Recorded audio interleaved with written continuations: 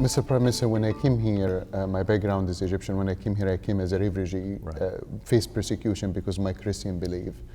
And I'm one of the very blessed people to receive the Canadian citizenship. I think one of the funny stories, when the Canadian judge asked me what the first thing I want to do as a Canadian, I told him, Your Honor, I want to drink beer, watch hockey, and complain about the weather. So he told me, son, you're a true Canadian. But there is many refugees from different minorities, such as the Christians, the Yazidis, the Baha'is, the Uyghurs, the Falun, the Tibetans, and quite frankly, even the moderate Muslims that facing persecution right now.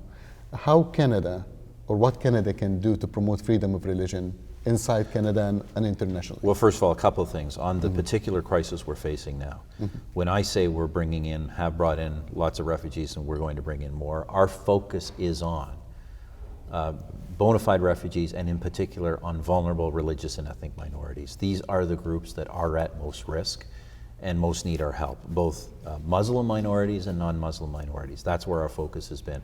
More broadly, the Government of Canada has been trying to promote religious freedom and religious tolerance as a fundamental value around the world. We formed the Office of Religious Freedom precisely to do this.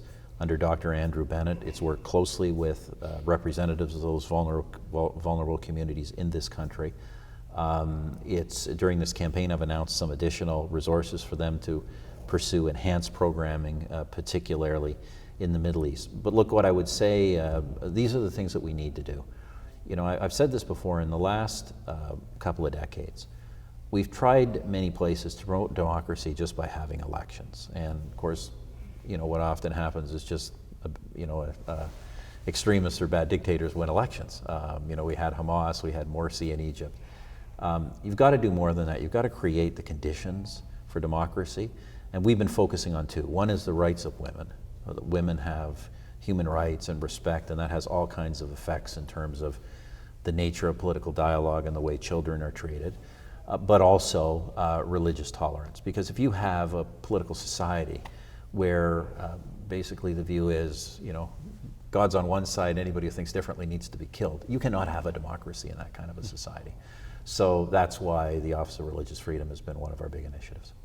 Mr. Prime Minister, it was an honor and pleasure meeting you, and thank you for the opportunity for this interview. Well, thank you for having me. Thank you so much.